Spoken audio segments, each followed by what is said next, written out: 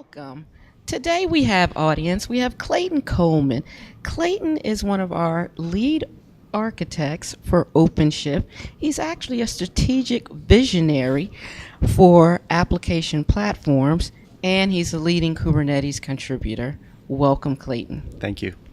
Clayton, there were a lot of questions that came in for you, but if I summarize most of them, they were, what are the technologies, the Kubernetes technologies that you are watching or ideals that we should be paying attention to?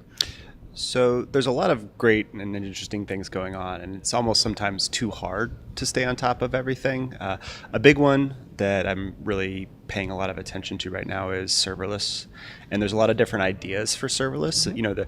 You have what was introduced by Amazon in Lambda, and you have a lot of open source platforms out there like OpenWhisk that are building serverless in open source and making it easy for people to run their own serverless platforms.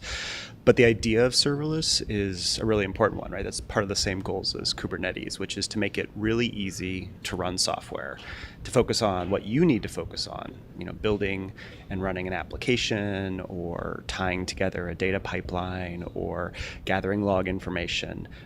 Each of those tasks is always just a little bit too hard. And I think, as on OpenShift has been, cares very deeply about developers and making developers' lives easy.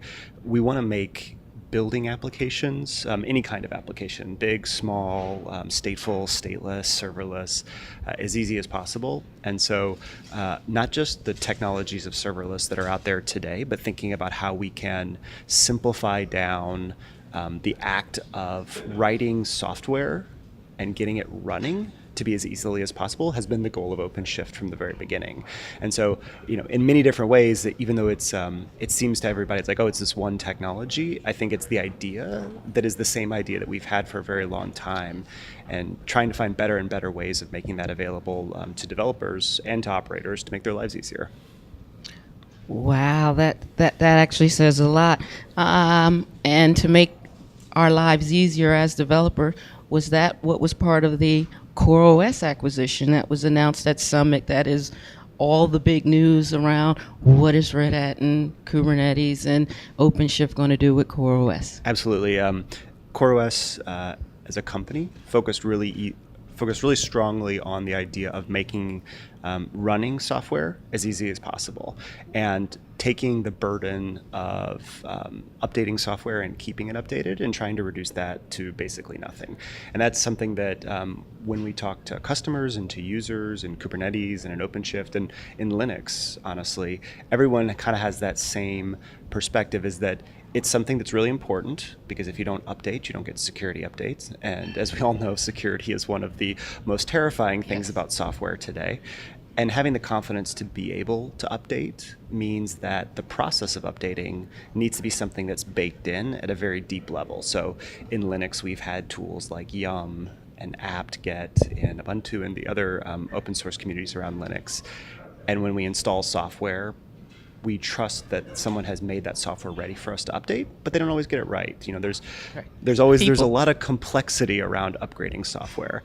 And at its heart, CoreOS was about making upgrading easily on top of Kubernetes and taking some of the same lessons that we learned building Kubernetes and in building software over the last 20 years and applying it not just to the operating system, but also to Kubernetes itself, using Kubernetes to run Kubernetes, which means that if Kubernetes is a great application platform and Kubernetes itself is an application, why wouldn't you want to be able to use Kubernetes to run the components that make up an application platform itself? And with that, we committed with the folks from CoreOS to building this in really deeply into our DNA.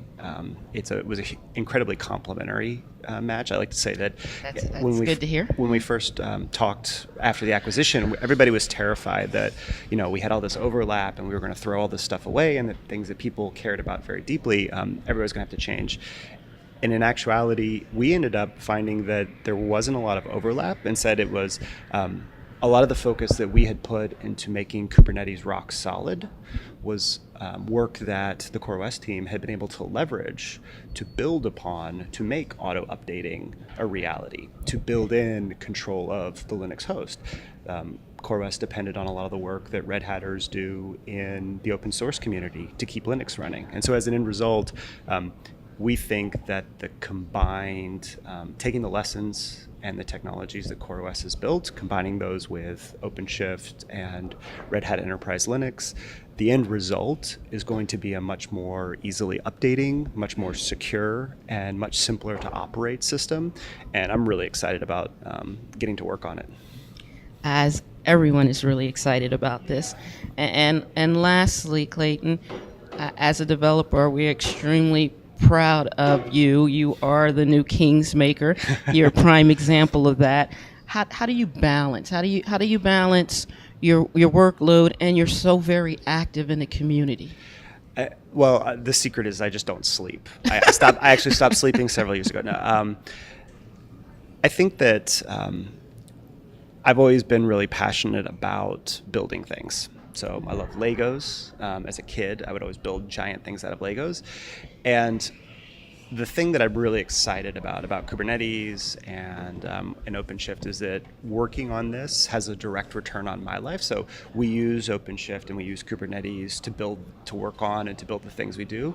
And so there's a nice feedback loop between, I know that if I can focus on the things that help make my life easier as a developer, I can help others.